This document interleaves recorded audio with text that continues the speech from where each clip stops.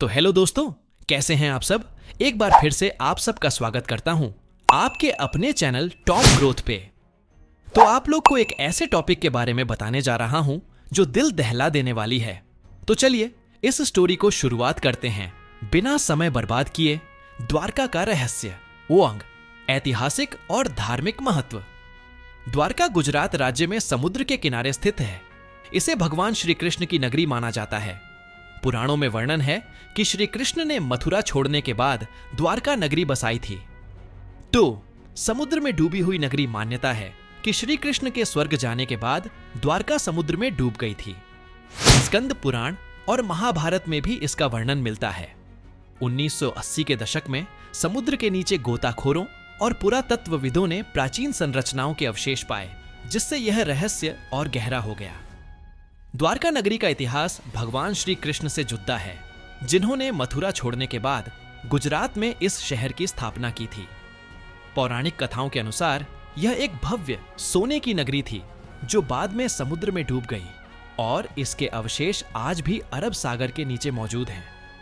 इस नगरी का विनाश गांधारी के श्राप और यदुकुल के आपस में लड़ने के कारण हुआ था, जिसके बाद कृष्ण ने भी अपना शरीर त्याग दिया। द्वारका को सोने की नगरी के रूप में जाना जाता था और यह अपनी भव्यता और सुंदरता के लिए प्रसिद्ध थी। स्थापना का कारण यह है कि भगवान कृष्ण ने मथुरा में बार बार होने वाले हमलों से अपने लोगों की रक्षा के लिए द्वारका का निर्माण किया था। भारत के प्रधानमंत्री मोदी ने 25 फरवरी को बेट द्वारका पहुंचकर द्वारकाधीश भगवान के दर्शन किए। साथ ही समंदर में नीचे स्कूबा डाइविंग के जरिए द्वारका नगरी के दर्शन किए। द्वारका टेम्पल। पीएम मोदी 25 फरवरी को गुजरात दौरे पर थे, जहां उन्होंने कई परियोजनाओं का लोकार्पण और शिलान्यास किया। द्वारका 6 बार डूब चुकी है। भगवान कृष्ण की नगरी द्वारका, जानिए इससे जुड़े वो तथ्य जिनसे आज भी लोग अनभिज्ञ हैं। द्वारका पुराणों में इसे श्री कृष्ण की नगरी के रूप में बताया गया है। वर्तमान समय में यह गुजरात का एक शहर है जो गोमती नदी के किनारे बसा हुआ है। स्कंद पुराण में द्वारका का वर्णन कुशस्थलीपुरी के रूप में किया गया है। लेकिन क्या आप जानते हैं, कृष्ण की इस द्वारका नगरी से कुछ ऐसे रहस्य भी जुड़ते हैं। आज से करीब 5000 साल पहले समुद्र के बीच बसी थी एक भव्य नगरी, जहां बड़े बड़े 9 लाख से भी ज्यादा महल थे, जिसमें हीरे और सोने के साथ ही साथ और भी कई अमूल्य रत्नों से कारीगरी की गई थी। यह शहर इतनी ज्यादा वेल प्लान्ड थी कि आज के बड़े बड़े शहर इसके सामने फेल हैं। लेकिन फिर एक दिन अचानक यह भव्य शहर देखते ही देखते समुद्र में समा गया। अब समय में आगे आते हैं। यह बात है 1993 की। गुजरात के ओखा तट के पास अरब सागर की लहरें एक अजीब सी बेचैनी के साथ किनारे से टकरा रही थीं। भारतीय पुरातत्वविदों की एक टीम गोताखोरी के उपकरणों से लैस समुद्र की सतह पर खड़ी थी। किसी को नहीं पता था कि कुछ ही क्षणों बाद वे एक ऐसा दृश्य देखने वाले हैं जो इतिहास की धारणाओं को हिला देगा।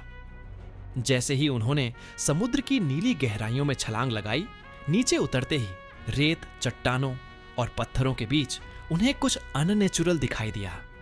कुछ ऐसा जो किसी समय की गवाही देता था।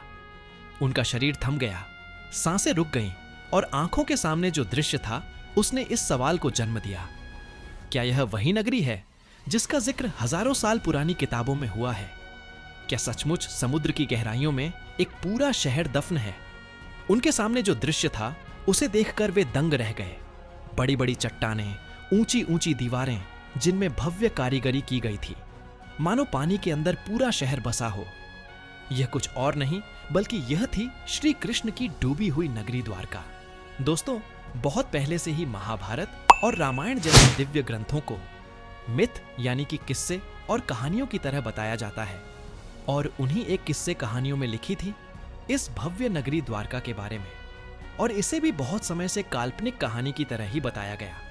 लेकिन जब 1943 में डॉक्टर SR राव और उनकी टीम ने इस नगरी को खोज निकाला, तो इसने उन लोगों को सोचने पर मजबूर कर दिया जो इसे सिर्फ मिथ मानते थे। डॉक्टर SR राव ने डिटेल्ड आर्कियोलॉजिकल सर्वे और रिसर्च के बाद यह कंफर्म किया कि यह वही द्वारका नगरी है जिसका वर्णन महाभारत और हरिवंश पुराण में मिलता है। तो आखिर ऐसा क्या हुआ कि द्वारका जैसी समृद्ध शहर एक ही झटके में पानी के अंदर समा गई। और रिसर्च के दौरान डॉक्टर राव और अन्य आर्कियोलॉजिस्ट को ऐसा क्या मिला जिसने उन्हें चौंका के रख दिया। तो आज की इस डॉक्यूमेंट्री में हम जानेंगे उस द्वारका के निर्माण की कहानी जिसे समुद्र की लहरों को भी पीछे छोड़ देना पड़ा था, उस श्राप की सच्चाई जिसे सुनकर स्वर्ग तक कांप उठे थे, और उस ऐतिहासिक खोज की पूरी प्रक्रिया जिसने सदियों पुरानी पौराणिक कथाओं को जमीन या कहिए समुद्र पर लाकर रख दिया। हम जानेंगे कि कैसे डॉक्टर S.R. राव और उनकी टीम ने समुद्र की गहराइयों में उतरकर उस नगरी के अवशेष खोज निकाले जिसे लोग सिर्फ कहानी मानते थे। हम यह भी देखेंगे कि कैसे आधुनिक काल में वैज्ञानिकों ने समुद्री तल में हजारों साल पुरानी दीवारें, स्तंभ, लंगर और कलाकृतियां खोजी जिनकी तारीखें महाभारत युद्ध से मेल खाती हैं। तो चलिए इस रोमांचक सफर की शुरुआत करते हैं। अगर यह वीडियो पसंद आया तो लाइक और सब्सक्राइब जरूर करना। अगर आपने पिछली वीडियो नहीं देखा तो जल्दी से लेफ्ट वाली वीडियो में क्लिक करो। मैं आपसे वहीं मिलूंगा।